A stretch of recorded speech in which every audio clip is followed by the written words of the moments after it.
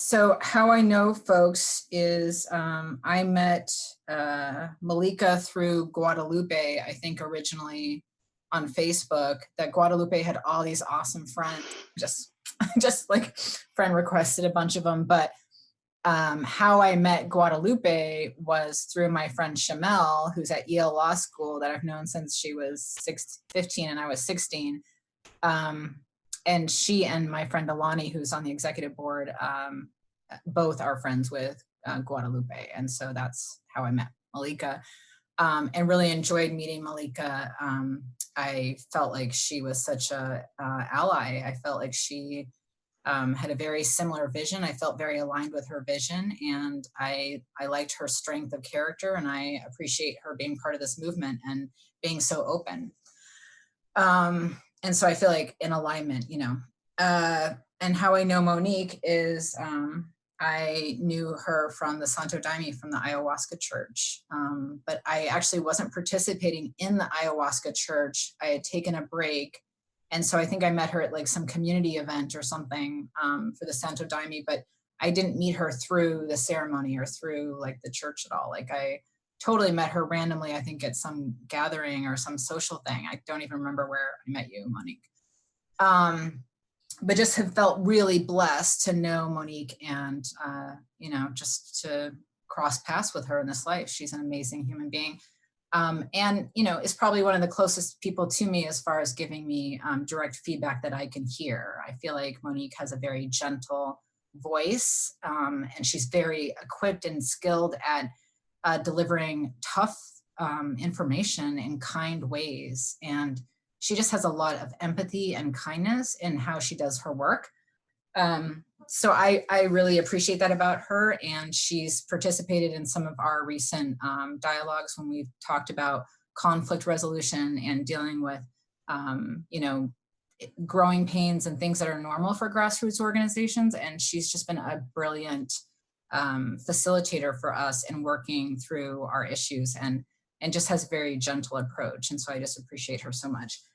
And Tatiana, I met through Michelle, who is now in Africa.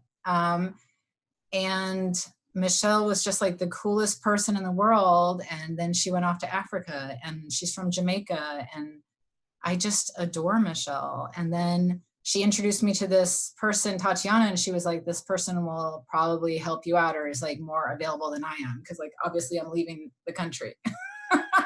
So Michelle like departed, but then like Tatiana was like more and more active in decrim and just, you know, a friend and, you know, getting to know her, and just has all these strengths that are so amazing as far as her ability to really analyze things. She's very equipped at handling analyzation in ways that have really benefited the local decrim movement.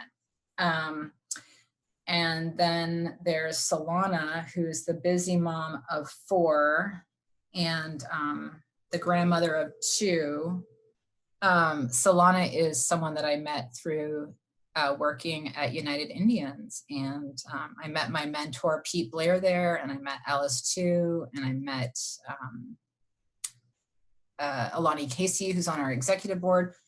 And we were part of a cultural-based counseling program. It was really one of the first, I think, in the nation. And Pete Blair helped develop that, but it's using culture and music and you know, things that go along with culture, drumming, just different things that have really helped these Native kids in that particular place. Yeah. Okay, so what I was gonna share was that these are my thoughts. For me, this is spiritual work, so it feels different from like the cannabis movement. The energy for me feels different.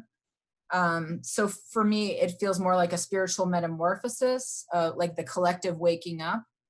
And when we think about the fungi and we think about the psilocybin and the threads of psilocybin and how there's like a micro network of like fungi that are talking to each other all around the earth all the time anyway, like I just feel like we're kind of waking up collectively. And for me, this feels like the second wave of the psychedelic revolution. Like when we think of the first wave, I feel like the first wave has like a lot of male overtones, white male overtones to it. and privilege, you know, that came from like people having the money and the access. So for me, this second wave of the psychedelic revolution feels very feminine. I feel a lot of feminine energy with it, and I resonate with that. And it's a style of feminism that for me includes everyone. That's non-exclusionary. So it's not like we're not highlighting and supporting women and allowing women to just be awesome and great and rock, but that the non-exclusionary. So for me, the feminism embodies like, let's look at race, let's look at privilege, let's, you know, embody all those things, because I think feminism can incorporate all those things. So for me, it's like this time of the wise crones, you know, the divine feminine, the witches, whatever you want to call it, but just really seeing these women interact in ways historically as far as sharing power and leading in different ways than I think has been taught to them. And for me, the metaphor that I like to use is like, I feel like we got dropped off on a planet and all of our tools were from the men, and all of our, you know, ideas were from the men, and all of everything had been controlled by the men. They controlled the laws, they controlled the land, they controlled everything. So the spaceship is built by the man that we got, you know, we got to this planet. But now that the men are gone, like maybe the men just left for some reason, now we're just with these women. And I feel like now culturally, or where we are in like human consciousness, I feel like the women are turning around to one another on that planet, and they're like, well, we don't have to use things the way that they were left here. Like we could actually disassemble them and make our own thing and be more creative with it, you know? So that's where I feel like we're at in human history. I feel like we're like looking at the, you know, what we're left with, the patriarchy, the whatever, the tools that we've been given. And we're kind of like, hey, how can we make this work, but dismantle it and do something different with it? So it's a different energy, it's a different voice. And I think, you know, historically women have been taught to be very pitted against one another and very catty and, you know, just taught to take each other down and really not trust one another and different things. And so what bothers me, I think, the most and gets me the angriest is when I talk to folks about how this has never been done in human history before. I'm like, if you look at the psychedelic movement, it's women have never led in that psychedelic movement before, ever, like ever in any significant like grassroots way. Like there's no big famous women in psychedelics, like we worship like all of these white men, but there's women have just like never done this in human history before. So in terms of the magnitude of that, I feel like we need to acknowledge what a big deal it is and how women may not have had like heroines or leaders that have come before, right? So a lot of us are plowing that, you know, furrow for the first time or whatever. And I had well, maybe it happened with Plato, because like supposedly Plato went off to talk to like some witchy women or something. But as far as grassroots organizing, we've never seen women in these roles before. And for me, that's huge. And I want that acknowledged. And I feel like sometimes I bring that up and people are like, oh yeah, but we don't need to make a big deal about it. Or like, oh yeah, you're right. That's pretty cool. And it's like, no, dude, like this is the first time this is ever happening in human history ever, that women are ever leading in the psychedelic revolution, like together. Like this is insane. This is the first time in human history. Like this is huge. You know, we should be celebrating. This is amazing. And when we had first met with Lisa Herbold in April to try to talk to her about, you know, decriminalizing these medicines, I kept texting everyone in our little like group and being like, hey, I want to ask this question of Lisa. Hey, I want to push back on this thing that Lisa said. Hey, you know, whatever. And I felt like I just kept getting squashed. Like people kept just being like, shh, shh, shh, quiet in the back, you know? And I was like, okay. And so I kind of went into meek mouse mode for a while. Like I was hurt by some of that behavior. And I was just like, oh, okay. So no one wants to hear my opinions or my questions or whatever. So I'll just, you know, crawl off and be defensive and, you know, mope. But we had an interesting thing happen in Decrim where we met with Carlos, but we also met with like a lot of men in our local chapter. And at that point, it was a very different picture. Decrim for that meeting was me and a bunch of white men and Carlos. So that was it. I was the only woman there. And we were having this meeting and these men were talking, our group locally, were talking about how we needed to like import like a Dennis, like a Terrence McKenna kind of guy, like a guy with like a lot of charisma, you know, that could just like lead this movement and really, you know, empower people and get them like really impassioned. And so they were like literally talking about, they're like, we need to like recruit someone from outside of Seattle to come in. And they were literally saying like Dennis McKenna and all this stuff. And I'm just like, okay, like I'm just like listening and everything. And then at the end of that, Carlos said that he saw leadership potential here in our group, you know, and I spoke with him later on and felt very encouraged by him. But at one point, one person in our group said, can we talk about the elephant in the room? And it was about the lack of leadership. And I thought the elephant in the room was that it was a bunch of white men and one woman, one white woman, you know, I thought that that was the elephant. I was getting really excited when one person said that, because I thought, oh, great, we're going to talk about real stuff. But that wasn't the elephant they were talking about.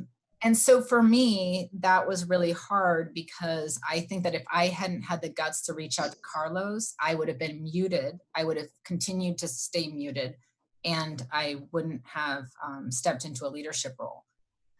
So for me, that was kind of a turning point. But I think it takes a lot of guts and a lot of determination and grit to weave your way into power in these systems that everyone is probably aware of. So that's pretty much what I wanted to share at the when we do our interview. So Monique, do you want to talk about why you're in the Santo Daime, or what drew you to this path a little bit, or how you see your role in this community, like how maybe that's changed? Because, you know, you're a guardian, so you're in this position of leadership, and you're supposedly like co-leading this point. And you know, you've had a lot of pressure put upon you by political aspects, you know, going on.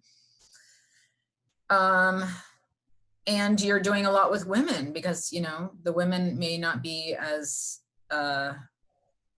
observable in the Santo Daime as far as leadership or, you know, presence. In this region anyway. Right, right. No, I think when I think about, there's a woman in Portland that leads a huge ayahuasca community, and Monique knows her. And I like her style of leadership. So I often think about her when I think about like role models. Mm-hmm. So do I. She's friggin' awesome. And can we just talk for a minute about why we think she's so friggin' awesome? Because you and I have had these conversations, but like. And what's her name? Alex. Alexandria. Yeah, Alex. Remember how you talked before about how some people thought she was mean or cold because like from a distance, she's kind of poised or composed. She doesn't jump into doing all this caretaking. Well, everybody has their own style, but you know, from my observation, and it's just like when you're in leadership, you're like birthing into leadership, you know, because you're growing at the same time, you know, into the role of what leadership is for your community. Because in my observation of it, and my current understanding of it, is leadership is in communication or in relation to who you're fellowshipping with, you know, the congregation, you know, and being of service to that, and doing the work, because it involves like doing a lot of work, because a lot of times people project a lot of things on you, and you have to find a way to navigate the terrain with grace and being very grounded and stuff like this. So yeah, and I don't know, even though I have this position, it's still fairly new, and I still I feel like I'm new to that, because I'm just in my own world, doing something that I love to do, something that I feel guided to do in my life. I don't really sit back and say like, oh, I'm this woman and I'm in this movement of psychedelics doing this thing. I've never really thought about it that way until, you know, until this movement, you know. No, I know for you, it's your life and this is who you are, and that you're not into like the labels of activist, or, you know, that's not really necessarily how you identify. Yeah, but I do see, you know, stepping out of it, I do see the importance of it, because I do see that I want the roads to be cleared for people to receive this healing if they feel so called to use this medicine to heal themselves. Like I was led on this journey to do this work. And I'm grateful that I had the opportunity to do it, and and do it in a way where I didn't feel like I had to like it would jeopardize my livelihood, you know, as being, as doing something like illegal that would would harm my lifestyle or end up in jail or something ridiculous. Right. And so because you're part of a legal ayahuasca church, Yeah, you are currently afforded that protection. yeah. And I think that, you know, um, you know, I think a lot about, you know, like my friends and family back home, like they may not like I feel very blessed to have this opportunity to work to do this work. And and I see the benefits in the importance of, doing the work of making it obtainable for other people without them jeopardizing their livelihood or going to jail or having Totally. stigmatism associated with it. Because there is a will or something that's changing and turning in our world, if we're aware of it or not. And so I think all of us are working to be more conscious in our lives. Like people are hearing the call of doing that, and we need medicine sometimes to do that work outside of our regular standard way of doing things. It's got to be something like really radical than the way that we've been indoctrinated into, to kind of shake things up and create an opening for change or a different perspective. So that's kind of like why while I'm here, that's what I can speak to. I really can't speak to, I mean, like, I'm like this girl from Ohio, I'm like, I've never really done a psychedelic. I mean, like I've done like weed, but I've never really done any drugs or ethnogens or any kind of thing like this before, so I can't really speak to, so I'm not really in this culture or have these understandings, like maybe like people can talk about like the history and all these characters that are inside this movement. I don't have that awareness. I'm not coming from that place. Yeah, but it's interesting if maybe you're not drawn to it, because sometimes I'm like, oh, should I learn about some old white men that participated? I know. I feel like I'm like, no. I'm part of me that like I should not even be doing this interview because I think I might be a detriment to your group because I like don't know like this. I'm like No. totally not like in. I'm not like, man. So I don't know, but I could speak. I could speak. You're gonna fail the psychedelic test for not knowing. Yeah, like Not knowing the explorers, the conquerors, the. I don't even know half the acronyms to all this shit. I'm like, okay. But yeah, but I think that's kind of good because I think the majority of the people I think that we want to reach or we see like this benefiting are from the people that may not even be aware of sitting with these types of medicines, because it's been so demonized for a reason, you know. So yeah. Yeah, I think it's definitely been kept from specific communities for a reason, whereas other Yeah. pushed into those communities. And like, I think when people like who've been like, given the shitty drugs versus the drugs that would have like helped them and healed them, like really fully wake up to like how bad they got duped. Like, I'm just like, there's gonna be some serious anger because this is like sad. I don't think so. I don't think so. I don't think so. I think when when there's a liberation there, when there's a freedom there, it creates an opening. I think anger is put by the wayside. Can you speak can you speak at all to some of the stuff, some of the stuff, Monique, about like within the Santo Daime talking about like spiritual protection and the idea of like, you know, because people don't understand like that entities or different concepts around entities and you know, mediumship. Do you mind just touching on that for a moment? Well,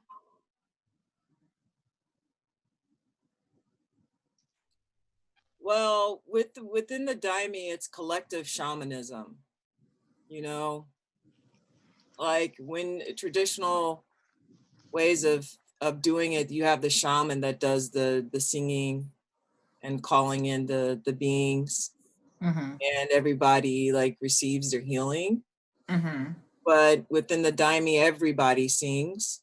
Everybody is in that place of service, and everybody is internally doing their work, and the container is set. As the container is set to bring about illumination, we make a declaration of the what we're aligning with just Christic consciousness, the light, and to be of service to and welcome the beings that come in to receive healing. Like we say this prayer and make this declaration. And so intention is a big thing.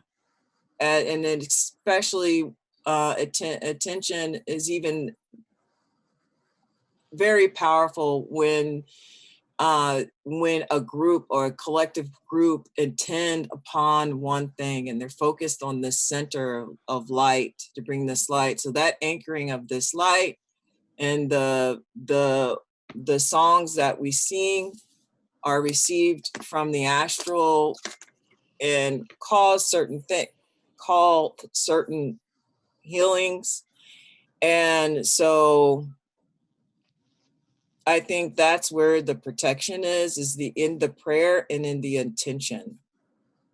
And then also how the container is set and how each person initiate or the person who comes visit, like this is the you know, this is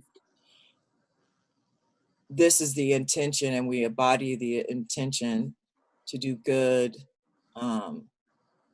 to the best of our ability, and we everyone learns and receives things and stuff like this. In regards to mediumship,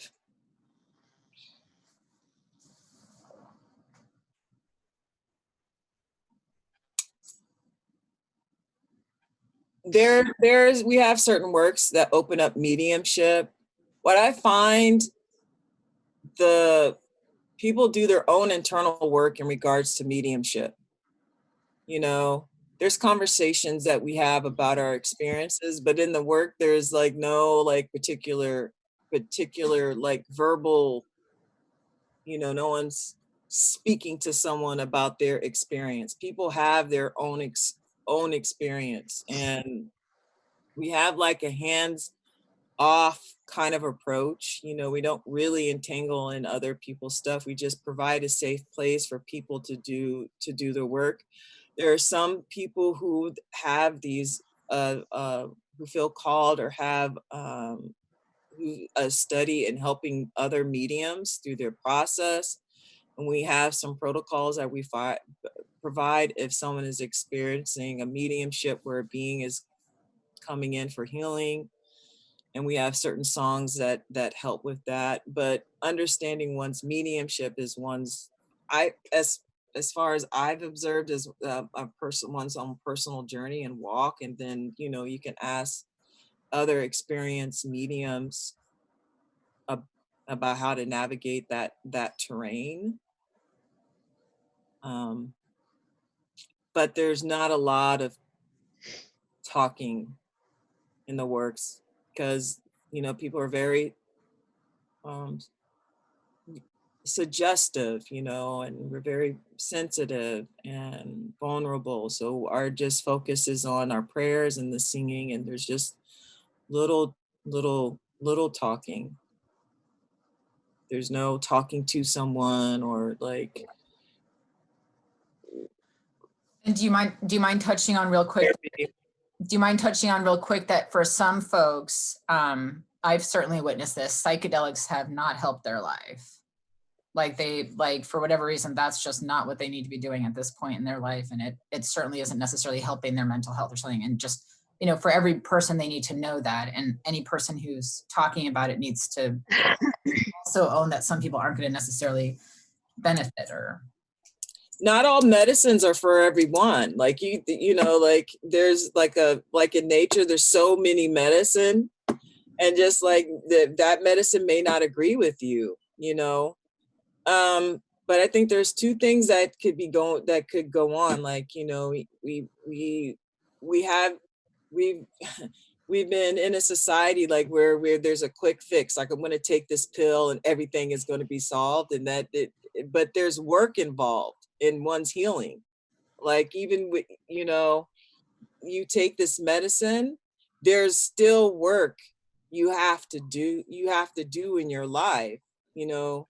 You can receive some and get caught in the fantasy and not really do the work, you know. And then also there's some who are you where that particular medicine may not be right for them, for the way they orient or way that their system is, or whatever. Because, you know, there's many medicines, many medicines out there, many. And some don't even involve psychedelics, you know. But everybody is on their own journey to discover this, and that's like the whole process of healing. You know, it's a journey, and to think that even me being a dimista, like it ends here. Like there's work to be done, you know. Solana, do you mind sharing? Yeah, so I was just taking notes to what Leo, you were saying, and Monique, and I thought about speaking to my direct lineage to Mother's Breath, being the first AIDS, the indigenous peoples. You know, we've always seen plants as our first teachers, and there's creation stories to that explain our relationship to them. There's even a creation story behind the clan society of the Raven clan being the one that brought the sun and being the change maker. Sometimes they're seen as a trickster, but it's always for the betterment of the human family. And the catalyst to frog transforming into raven was a mushroom, was an entheogen plant. I'm hoping to find artwork that shows it, because our art is the main document of these things other than the creation stories. So I have a whole bunch of, well, not a whole bunch, I have 5 different family members who are like really trying to help me out here. I'm also wanting to speak to, I haven't, so now that I know there's 5 of us, I'm planning to have maybe my speaking time down to like 7 minutes total, but then of course I could chime in whenever. But I feel like it's important for us to have some kind of allotment of time for each person, for our narrative and our, I mean, the 5 of us are completely different people. It sounds like we're all identifying as women, and I think that, like, I would love it if we would all speak to, like, have a few seconds of what we're saying to speak to that. Like, I really liked what you were saying, Leo, about the history and the first movement being just white men, and how now my relationship with Decriminalized Nature National is being one of their advisors, and they're so receptive and open and kind, and like they're really entrusting with, you know, with me being a woman of color in providing certain advice. I think that's one of the most important things to speak to in this podcast is being a woman. I feel like we can really harness that energy. We can really harness our eighth direction, our womb, our ability to create life or sustain it, whether we have or not. We have that as part of our physical makeup, and so we have something that men will never have. And if we do it correctly, or if we can course our language and our posture, all the different intellects that we have to help with that narrative, I feel like this movement can really go a long ways in helping people recover their highest selves and helping people recover their true relationship, not only with Mother Earth, but with each other. And I feel like that's what's been missing. And when I listen to, like, I'm not going to talk about this, but this is just to reaffirm this idea of us speaking to this part, is all the thinkers, like the great philosophers and those guys, they're all men mostly. None of them speak to the spiritual aspect. None of them speak to that evidence that only we can tap into. Like, we're the ones who can fill up with double the amount of blood and double the amount of water and carry more than one heartbeat. So we have all these other intellects that we can tap into to fuel that potential, to fuel and encourage those relationships. And so I'll speak to my direct lineage. I'll talk about how entheogens have recently been reclaimed as mother's breath and the importance of that. Being a First People or Indigenous people in my own territory. I might even mention like the land acknowledgement aspect and how inviting folks to reconcile their own relationships with where they stand, with where they sit, with where they work, with where their family is, and how that's really radical all in itself. And I get it. I mean, I know that I'm the only one in my entire family, and my grandmother had 28 kids, so that's hundreds and hundreds of cousins. And then my mom's side, my grandma had 9 kids, so that's even more family that I'm related to blood-wise. And how, you know, today in 2020, I guarantee I'm the only one encouraging this relationship. I know that, like, that's totally okay. And it's for everybody. And it's non-political, it's non-biased, it's so inclusive.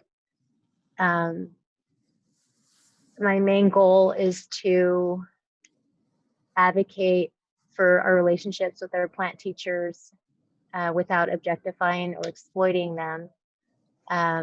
Inviting folks to access, you know, themselves to be invited to partner with Mother's Breath, and that it's definitely not for everybody.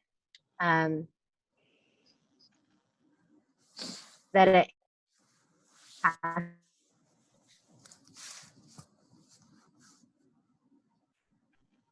exploitation, exploitation. You know, to be okay with the light and the dark. Like the darkness never exploits the light, and the light doesn't exploit the dark. So there's a lot of probably metaphorical storytelling like language that I'll use just to keep reaffirming Mother's Breath and to keep reaffirming being an Indigenous First Peoples woman, grandmother, with a stake in the ground for this movement, and that I'm like, that's my life, and it doesn't turn off. Like, it doesn't go away when I'm not on the phone. Like, my whole family can say pretty much everything that I've been saying as well, and how important that is for our own identities, male or female, and how inviting it can really be for chaos, for reconciliation, for truth. And that, just knowing some of those creation stories and knowing some of the clan societal ways of the land which we're working on and living on and raising our families on, that's what keeps us warm at night, is some truth. So I don't know. It's not like all scripted yet, but I feel like it's really important to me if at least 2 or 3 of us can speak to being a woman in this movement. I feel like that's a really big deal. And I feel like, after talking, like, I've been in so many Zoom meetings and so many works around King County, Pierce County, and the North Sound ECH, and I've talked to folks out of Montana and South Dakota and New Mexico and just all these other regions of healthcare folks, and it's always being remembered that for all the First Peoples, the Indigenous folks, that even if there was like chiefs or like men empowered to do like all the negotiating or work, there was the grandmothers that were advising them. Like, that's what helped them in their voice. That's what helped them not be silenced. That's what helped them, was the grandmothers, was the women behind them, like telling them what to say, Totally. how to do it. They're the ones who, I mean, if it wasn't for them, they wouldn't be standing up straight, or, like, they wouldn't watch what they said, or you know what I mean? Like, so I feel like that's one of the main parts for me in wanting to be on this call and do this work, is like, that needs to be reclaimed, and that needs to be proclaimed, and that needs to be said big time and reaffirmed and resaid and resaid and resaid. That now is not a time to be meek. Now is not a time to be timid or have a posture of any sorts like that, because I know that my aunties and my mom, who's resting in heaven with, other moms, that's what they've already done that. They've been there, they've done that. And I feel like this is happening for a reason right now. And that it's time for like a spiritual justice and emotional justice. And we're the ones who can speak to that freedom. Malika or Tatiana, do either one of you want to go? I can go. Yeah, I haven't, same as probably most of us, I haven't really come up with like a script for exactly what I would like to say, but I think for me first, I went to just how I came, like how this came into my life, and it felt like it was just by chance, and how reflecting on that and realizing the lack of access for so many people. So that was a big reason for why I got involved with doing the work, is because I don't want this to be something that people just happen across. It would be so beautiful if it was something that people, it was something that you got, it was a part of your upbringing. It's like, well, this is an option. This is an opportunity for you to explore. This is something that that has a really long history of use, and we know nothing about it still. So that is a big reason why I'm interested in doing the work. And of course, the other reason is because of my own what I've gained from it, my own healing and learning that I've gained from it. And I wanted to speak to, Solana actually touched on it, which is the work that I'm trying to do is for myself is like learning to step forward and being seen. Yay! So yeah, so that's it's an especially hard task, I would say, for us, because we don't necessarily see that all the time in the world that I grew up in, at least, you know. The people that I saw stepping forward and being seen and being heard were loud, were typically male, you know, were all of the above that people have mentioned. So there's no time better than now to like continue to practice that and to be amongst the first, or, you know, at least I don't want to say that women weren't a part of the movement in the past, but they weren't their stories weren't the ones that were told. Their stories weren't the ones that were shared, you know? So we have a real opportunity here to not only be a part of the movement, but also to be seen in that way. And I wanted to speak to how there's so much beautiful stuff. Like, I know social media has been pooped on a lot lately, but there's so much beautiful stuff that I found out there with people stepping forward and like doing above board practice with like different other medicines that aren't illegal, you know, so to speak, illegal, and inviting people to come forward. And there are spaces out there for people of so many different identities and intersecting identities. So I thought I wanted to touch on that a little bit as well, and how like there's real opportunity there for collaboration. I see this as like, I see our particular flavor to what we're doing as being very collaborative and wanting to like, as difficult as it can be, wanting to weave everyone in. So yeah, I think that's a beautiful thing with it, that comes with challenges, but I do think it's a beautiful thing. And yeah, there's a lot of opportunity there for collaboration and for growing our voice. And yeah, being heard. And like something that is really important to me is that this has always been something that was, when you have access to it, there's not like a lot of I'm trying to figure out how to say this, but there's not like, there's knowledge and wisdom that's being cast aside because it doesn't fit a Western medical model. And I think that that's a travesty. That's wrong.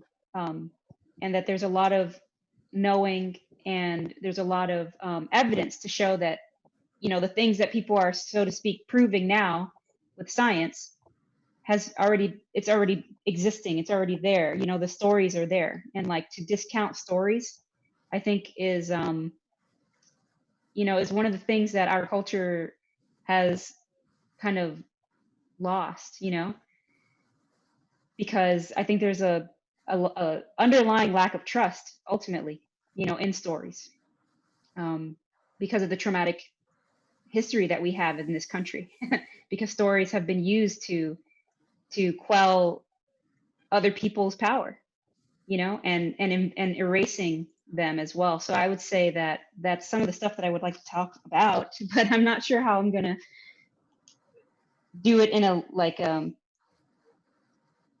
weave it all in there in a few minutes, you know. Yeah.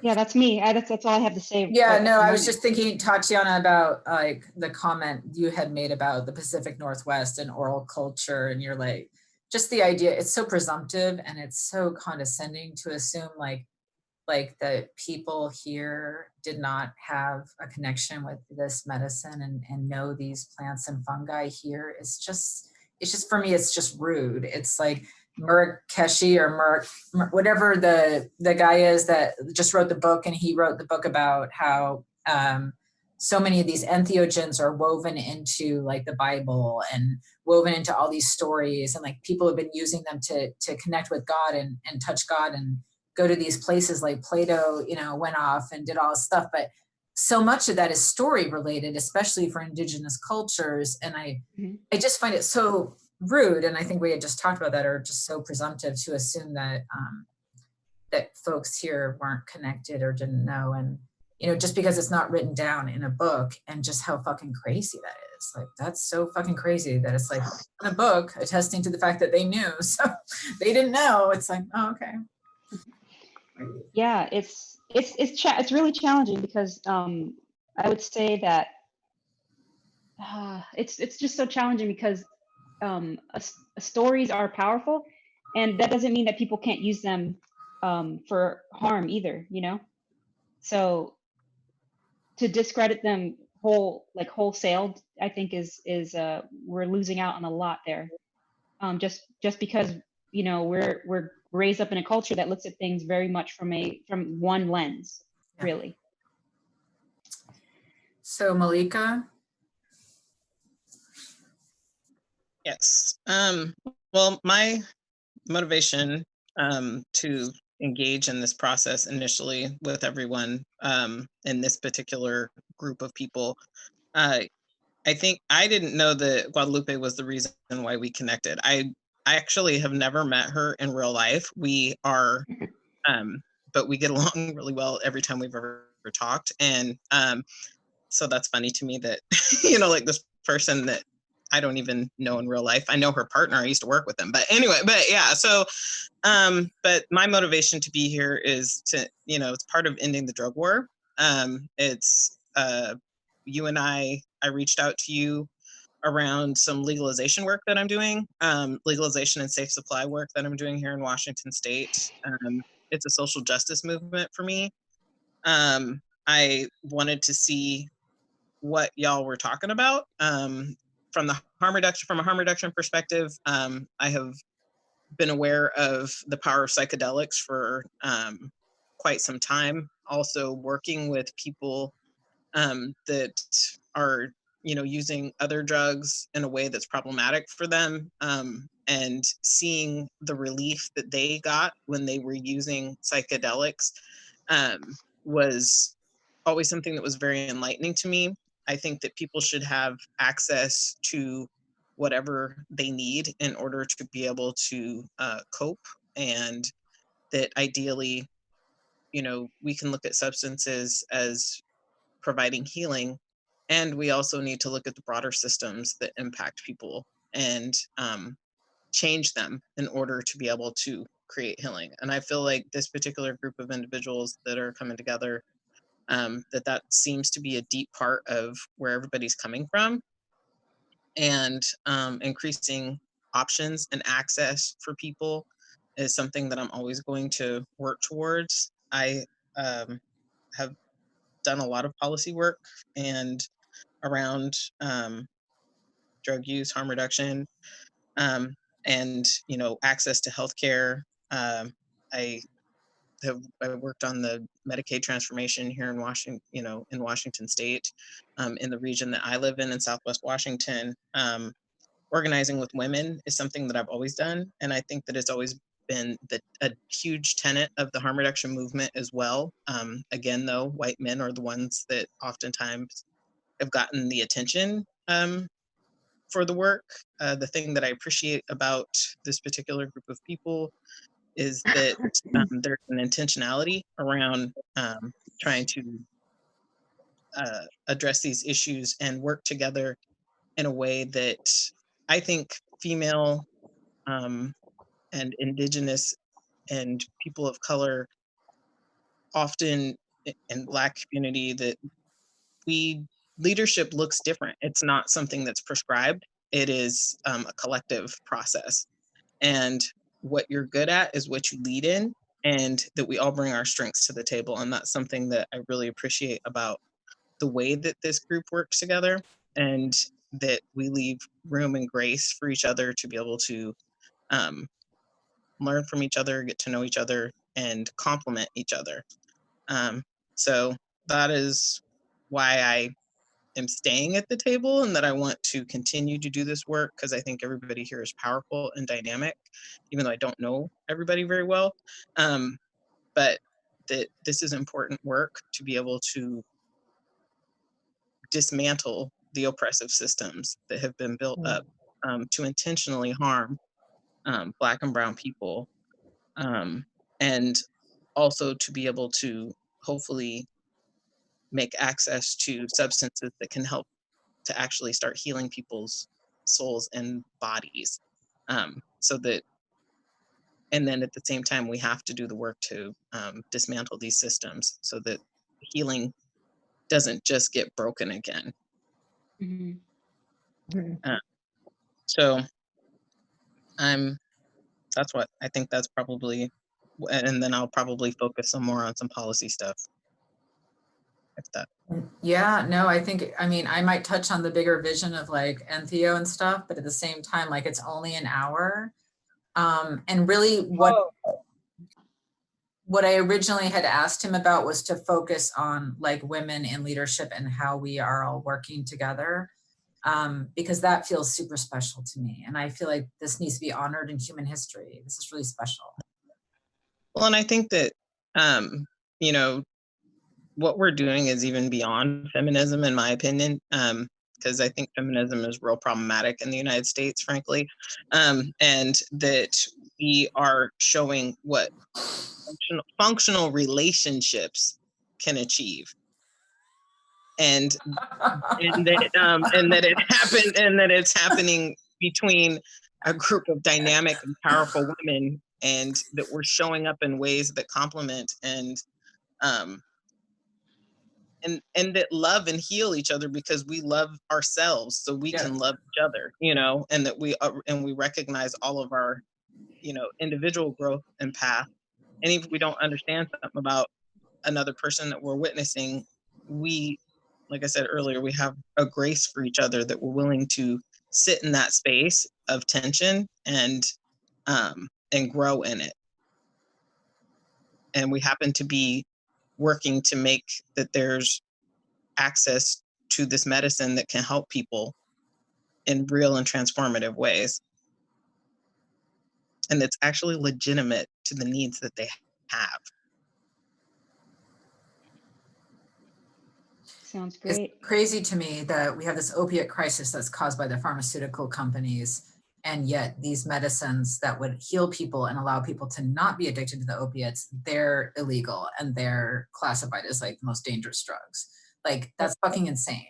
Well, that's capitalism, and that's the war on drugs. I mean, we have access to, I mean, the United States grows coca. We go and spread pesticide on other people's coca plants so that they can't individually profit from them in other countries. But Coca-Cola Company grows their own coca and distills the flavor from it and puts it in the Coca-Cola that people drink every single friggin' day, and then sell the analgesic leftovers to the pharmaceutical company. I mean, like it's capitalism, you know, like we have our own opiates. We have developed, you know, that is capitalism run rampant. Like, it's like, we can't just focus on, you know, having medical models or having, you know, these, because the racism and the exploitation is through all of our different systems, whether it's the family separation system, also known as, you know, DCFS, if it's, you know, our social service systems that say, you know, that dehumanize people, if it's our, you know, medical systems that say that certain people should be able to get certain type of care and that other people, they shouldn't be able to get, you know, care.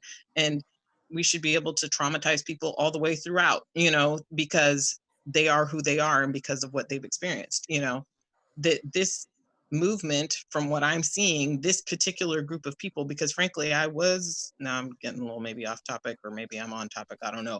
I was a little wary about working with folks in the psychedelic movement because I've seen a lot of people, they want to be like love and light, but then they're like, you know, oppression and violence, you know, so it's like in the way that they discount people and that they erase their experience. And Oh, that's still out there. We have to yeah, be no, careful I know. about That's that. what I'm saying. Yeah, but I'm saying that's why I engage with this group of people that are doing this work in this time, is that you all have demonstrated to me, even though I don't know you know, any of you very well, but you've demonstrated to me a spirit that is contrary to that. And that is why, you know, it's important, I think, that we work together. And you see the oppression that is within all of the systems. Said about like, it's not like people that in this movement or whatever, like that, my shit's complete. Like I'm still working on stuff. Like, Yeah. It's not like you get to this point where you're like, well, now I've got. Oh, I'm doing like I see some people like, oh, I'm doing this thing. And then they start this thing of judging people and putting people in categories like, oh, I do medicine work and they don't. And, or I'm a vegan and I don't eat meat and all this other stuff. Oh, you eat meat. Oh my God. It's like this thing that we do with judgments, and it's like a crazy, wacky thing. Like, yeah, I know. I read about, and then I have seen it in folks who work with medicine who, this lady wrote about, be careful in working with medicines because your ego. And then I was like, well, more like she-go for some folks, like he-go or she-goes for some people. yeah. Because I definitely feel that, and all the harm that goes with that, those kind of judgments or objectification or communications of violence, I think. Yeah. More like it's like, you have to like walk very consciously with inside yourself and how you walk. I mean, that's the work if you're doing medicine work or not. If you're doing medicine work or not. It's just like with medicine work, it's like it's more illuminated. Just really more illuminated. But you mentioned that grounding thing, and like I've been working really hard on like own your voice, and even Tatiana brought it up, like own your voice. Like instead of like the woman that's been taught as a little girl, like always like, is it okay to speak now? Am I offending anyone now? Don't piss anyone off. Don't make them angry. And being nice. Oh my God, that is like. So I was spiraling after the Tatiana stuff. Like I was spiraling, and then now I feel like I've regained a little bit of my self-esteem, or like my, like, I don't need to take on this. Like, and I think that's so liberating when you're like, I don't need to take that on. Like that's someone else's stuff, or that's whatever. But just like right now, like it's amazing when you realize like, I just want to lead and not like apologize constantly. And I just want to lead and tell these fuckers what I think needs to happen, and stop being like, oh, can I say it this way? Or is this less aggressive? Or is this less like am I being sensitive enough to their feelings? And like, I'm just in this place right now where I'm like, yeah, I'm just going to be me. And like, let me know if you think it's fucking rude as fuck, but like, I'm just going to. Well, what if they bring it to your attention that it is rude? Then what are you going to do? I'll work on it, or I'll whatever. But I think if you are living your life in constant fear of offending someone, well, I just think these are things I observe for women in leadership more than men. I feel like men give direction. Steve Jobs was like a fucking asshole, right? But everyone fucking worships that he like created Apple. I think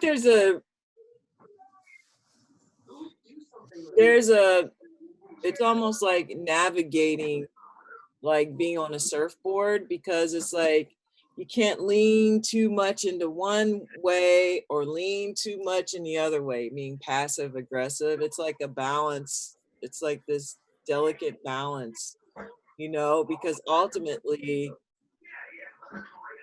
the way that we communicate or getting to know and harmonizing with someone takes a little give and take and a little navigation. Just like there's some navigating and so there's some ebb and flow, doesn't mean that it's co-opting your expression.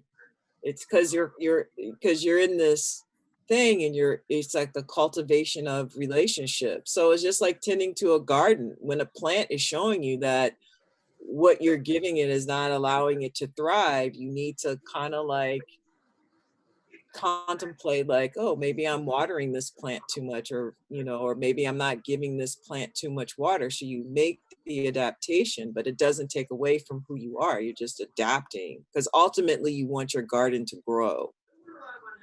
So maybe kind of like think of it from that perspective, and